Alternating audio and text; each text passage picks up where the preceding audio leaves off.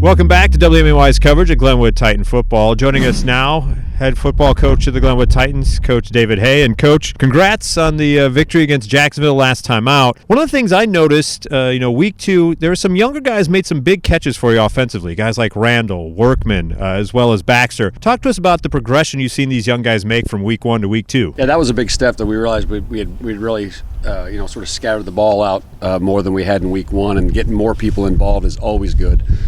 Makes the defense have to defend more areas. And yeah, you just named, I think, 3 sophomores or 2 sophomores and a junior. So again, young guys that are getting a chance to make a play. And once you get that first play in, you build that confidence, and hopefully we will be able to build off of that. I think it goes to show Jake Burris the comfortability he's getting at the quarterback position. Do you feel like the years he played at a competitive level on the varsity level on defense has really helped him be able to read defenses a little bit quicker than a normal quarterback would be able to? Well, yeah, certainly his time on the varsity field has helped him. And then he did, I've talked about him being a linebacker a little bit, but he played quarterback growing up his whole life. Last year, really, we moved him from a defensive back to linebacker. And so he's got, he played in the secondary, really for us as a sophomore, and then growing up there as well. So he certainly had that side of the ball, or knowledge of that side of the ball growing up.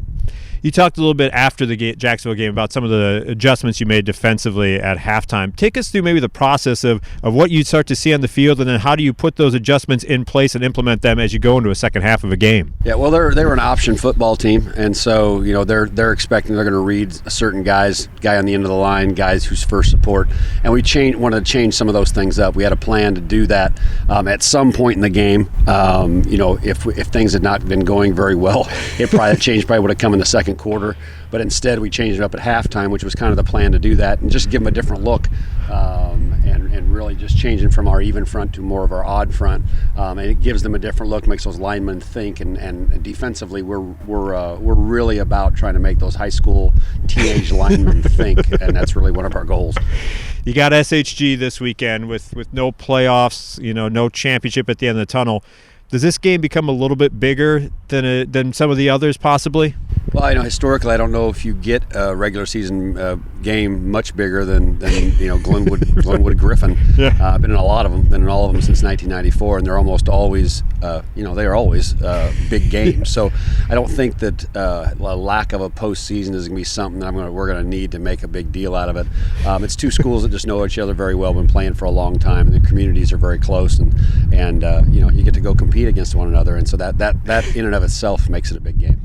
Yeah, they have a lot of weapons offensively. What have you seen from them on tape, and what maybe can you do defensively against them to minimize some of the skills they have?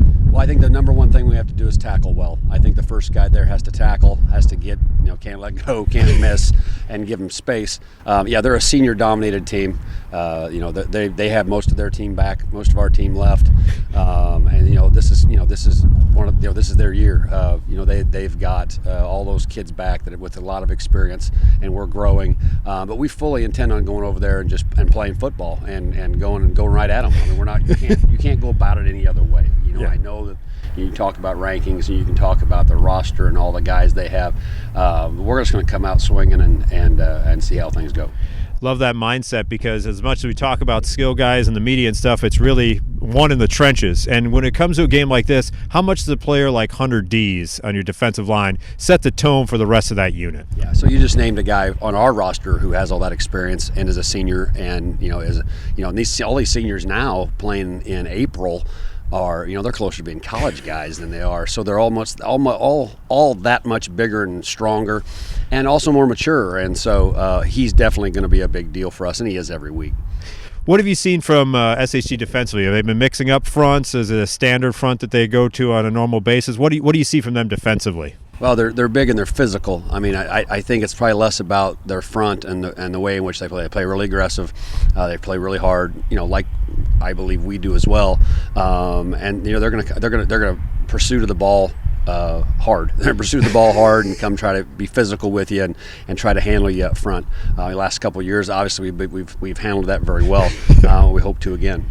Well, definitely, we hope you do as well. Good luck, I should say, this Saturday against SHG. Going to be a fun one. Looks like the weather's going to end. Hopefully, a third win in a row for Glenwood against the Cyclones would be great. Yeah, I think it's going to be fun. It's going to be great. It's going to be a little like a playoff game, that 1 o'clock Saturday start. So I appreciate it, Mike. That was Glenwood Titans head football coach David Hay. We'll be back with more of the pregame show right after this on WMAY.